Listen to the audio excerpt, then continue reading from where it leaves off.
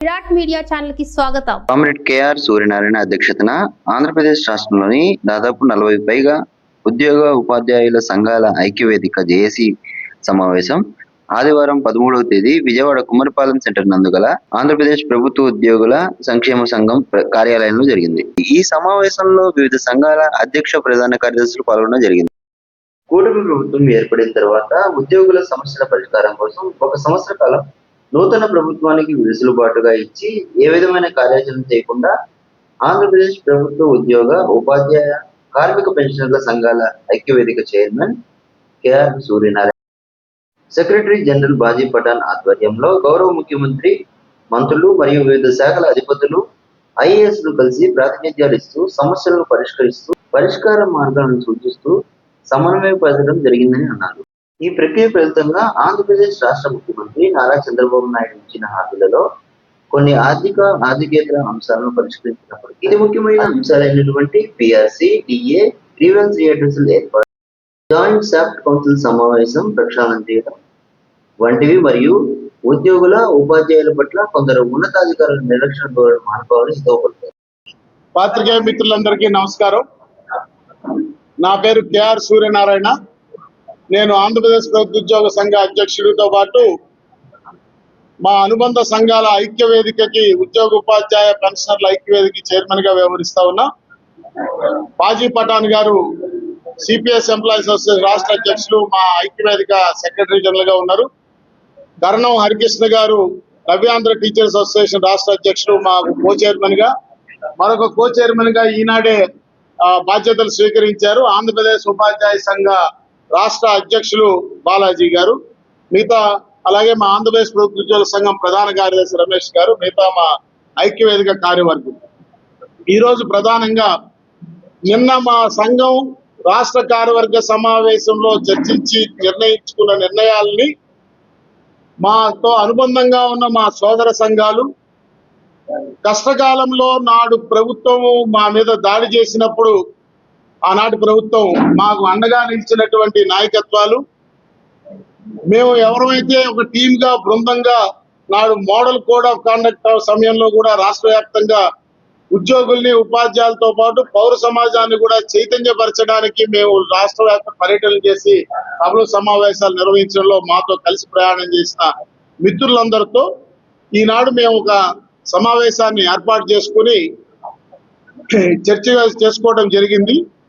ఈ రోజు ప్రధానంగా ఈ రాష్ట్రంలో ఉద్యోగ ఉపాధ్యాయ పెన్షనర్లు స్థితిగతుల మీద మనం ఒకసారి పరిశీలన చేసినట్లయితే గత 5 సంవత్సరాల యొక్క వారసత్వం కావచ్చు, గత దశాబ్ద కాలంగా ఈ రాష్ట్రంలో జరిగిన అనేక రాజకీయ సామాజిక పరిణామాలు, ఉద్యోగ ఉపాధ్యాయుల్లో ఏర్పడిన నిర్లిప్తత, ఈ సంఘాల వ్యవస్థ మధ్య ఉన్నటువంటి అనైక్యత, ఉద్యోగ సంఘాల ముసుగులో రాజకీయ పార్టీల రంగులు పూసుకున్నటువంటి పరిస్థితుల్లో ఈ రాష్ట్రంలో ఉద్యోగ ఉపాధ్యాయ పెన్షనర్ల సమస్యలు అసలు పరిష్కారం చేయడానికి అవకాశం లేని స్థాయికి రీచ్ అయిపోయినటువంటి పరిస్థితి ఉన్నది. ఇవాళ మా అందరి పరిస్థితి, ఉద్యోగ సంఘాల పరిస్థితి ఎలా ఉందంటే, ఈ సంఘాల నాయకులు ఏమి మాట్లాడటం లేదు, అడగటం లేదని ఉద్యోగుల నుంచి నిరసన. ఏం మాట్లాడాలి, ఎలా మాట్లాడాలి, మన కళ్ళెదురుగా జరిగిన విధ్వంసాన్ని చూసి సముద్రం అంతా లోతుగా పెద్దగా సమస్యల వలయం కనిపిస్తా ఉంటే ఈ సముద్రాన్ని ఎలా దాటాలి, మాకున్న వే ఫార్వర్డ్ ఏంటి, ఉద్యోగ సంఘాలకి దిశానిర్దేశం ఏంటి, వే ఫార్వర్డ్ ఏంటి చర్చ చేసుకోవాల్సిన స్థితికి వచ్చాం. అందులో భాగంగా ఈరోజు కొన్ని ప్రధానమైనటువంటి డిమాండ్లని ప్రభుత్వం పరిశీలించాల్సిన అత్యవసరం ఉందని మేము అభిప్రాయపడ్డాం. ప్రభుత్వానికి ఉన్న ఆర్థిక ఇబ్బందులు దృష్టిలో పెట్టుకుంటూనే ఉద్యోగుల పట్ల కూడా సానుకూలంగా ప్రభుత్వం ఉండాల్సిన అవసరం ఉందనే విషయాన్ని ఐక్యవేదిక పక్షాన ప్రభుత్వం దృష్టికి తీసుకొస్తా ఉన్నా. ప్రధానంగా ఒక డిమాండ్ ఈరోజు ఏకగ్రీవంగా మేము చేసేది ఏంటంటే, మాకు ఉద్యోగ ఉపాధ్యాయ పెన్షనర్లకి పేరుకుపోయిన లైబిలిటీ, మాకు హక్కుగా సంక్రమించిన ఆర్థిక ప్రయోజనాలు పేరుకుపోయిన బాకీలు 25,000 కోట్ల రూపాయలు ఉన్నదని ప్రభుత్వమే నిర్ధారించి శాసనసభలో ముఖ్యమంత్రి గారు శ్వేతపత్రం ఇచ్చిన సందర్భంలో కావచ్చు, మొన్న బడ్జెట్ నవంబర్ నెలలో బడ్జెట్ పెట్టిన సందర్భంలో కావచ్చు స్పష్టంగా తెలియజేశారు. అయితే ఆ బడ్జెట్ ప్రతిపాదనలో, కేటాయింపు ప్రతిపాదనలో ఆ 25,000 కోట్ల బాకీలను ఏ రకంగా చెల్లిస్తామనే మార్గాన్ని ఎక్కడా సూచించలేదు. అలాగే 1/7/2023 నుంచి మాకు వేతన సవరణ పెండింగ్ లో ఉండగా ప్రభుత్వం, కూటమి ప్రభుత్వం అధికారంలోకి రాగానే ఐఆర్ ఇస్తామని మేనిఫెస్టోలో ఇచ్చిన హామీ నెరవేర్చే దిశగా ఎటువంటి కేటాయింపుని ప్రతిపాదించలేదు. మాకు రావాల్సిన డిఏ బకాయిల విషయంలో కూడా ఎటువంటి ప్రతిపాదన చూపలేదు.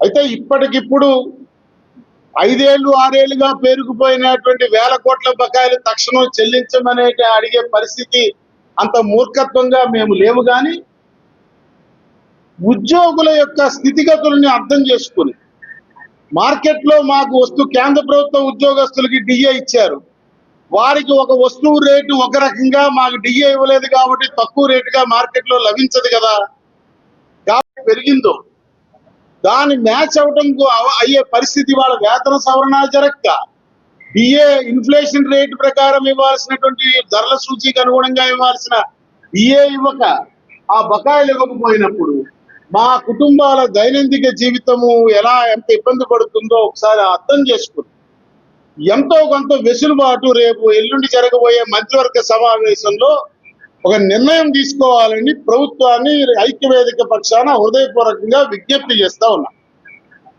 ఇక డిమాండ్ విషయానికి వస్తే, మొట్టమొదటి డిమాండ్గా ఈరోజు ఈ రాష్ట్రంలో ఏదైతే ఉద్యోగులకి మీరు పేరుకుపోయిన బకాయిలు అని చెప్పారో, ఈ బకాయిలు ప్రతి ఉద్యోగికి, ఇండివిజువల్ ఉద్యోగికి ఏ ఖాతా కింద ఎంత బకాయి పేరుకుపోయిందో సంబంధిత డ్రాయింగ్ అండ్ డిస్బర్స్మెంట్ అధికారులు లెక్క వేసి ప్రతి ఉద్యోగి ఇండివిజువల్ సర్వీస్ రిజిస్టర్లో మీకు ఈ మార్చి 31 ఆర్థిక సంవత్సరం అంతం నాటికి ప్రభుత్వం ఇంత బాకీ ఉందని మా సర్వీస్ రిజిస్టర్లో ఎంట్రీ చేయమని ఆ రకమైనటువంటి ఉత్తర్వు నిర్ణయం రేపు కేబినెట్ లో తీసుకోవాలని ఆంధ్రప్రదేశ్ ప్రభుత్వ ఉద్యోగుల సంఘం నేతృత్వంలో ఉన్న ఐక్యవేదిక పక్షాన ఏకగ్రీవంగా డిమాండ్ చేస్తా ఉన్నాము.